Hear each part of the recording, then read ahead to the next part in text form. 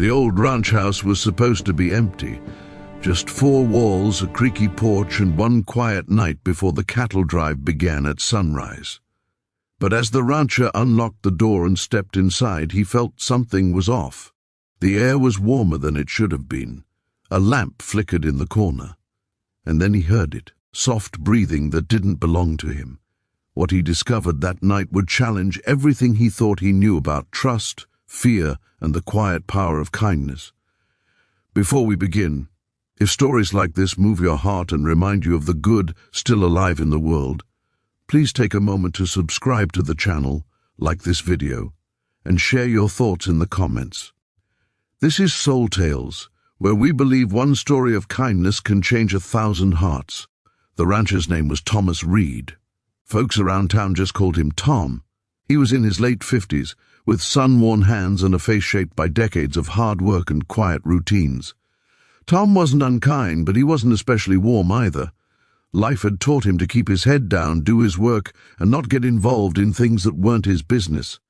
That night he had rented the old house on the edge of his land because his main home was being repaired after a storm. The house hadn't been lived in for years. At least that's what he believed. When Tom heard the sound, his body stiffened. His first instinct was fear. He reached for the flashlight in his pocket and shined it toward the back room. "Hello?" he called out, his voice rough but steady. Silence. Then slowly a woman stepped into the light. She was black, thin, and wrapped in a worn jacket that looked too big for her. Her eyes were wide, filled with panic, like a trapped animal expecting the worst. She raised her hands, shaking. "Please," she said softly, "I didn't mean any harm. I didn't know anyone was coming tonight." Tom's heart pounded. His mind raced through 100 thoughts. Who was she? Why was she here? Should he call the police? "I've been staying here," the woman continued, her voice barely above a whisper. "Just at night. I clean up. I don't break anything, I swear." Tom lowered the flashlight slightly. He could see now that she looked exhausted. Her shoes were torn. Her face carried the weight of someone who hadn't rested in a long time. "What's your name?" he asked. "Lena," she replied. They stood there in silence, the old house holding its breath. Lena told her story slowly, like she was afraid it might shatter if she spoke too fast. She had lost her job months ago when the diner she worked at shut down. Rent piled up. Friends drifted away. Shelters were full and some weren't safe. She found the abandoned house while walking one night and figured it was better than sleeping in her car during winter. "I never wanted to steal," she said. "I just needed a place to survive." Tom listened. He didn't interrupt. Something about her honesty disarmed him. He thought about his own life, how one bad storm had nearly ruined him, how close anyone could be to losing everything. Still, fear lingered. This was his property. He didn't know her. But kindness has a strange way of showing up when you least expect it. Tom sighed and set the flashlight down. "You hungry?" he asked. Lena blinked, confused. "What?"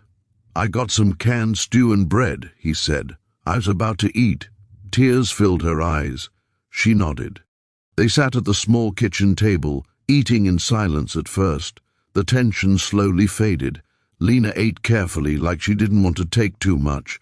Tom noticed and pushed the bread basket closer to her. "You can eat," he said. "It's okay."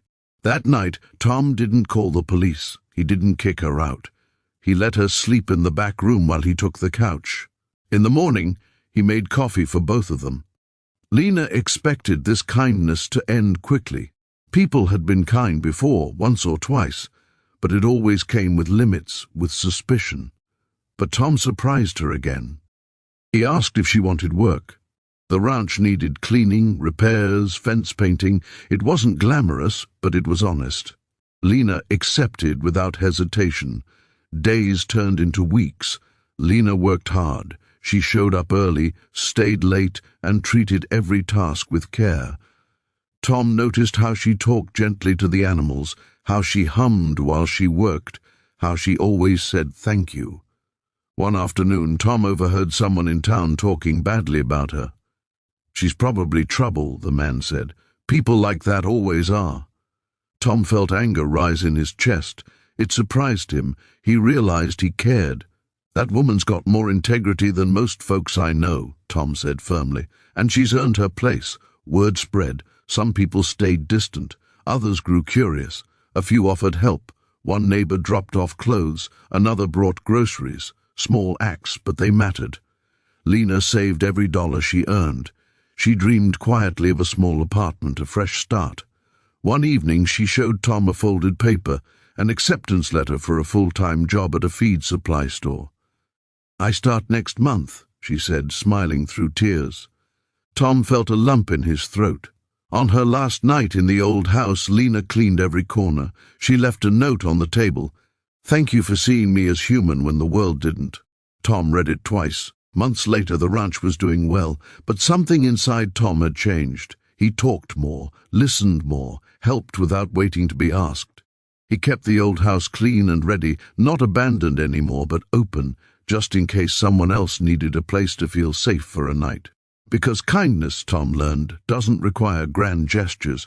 Sometimes it's as simple as not turning away, as listening, as offering a meal instead of judgment.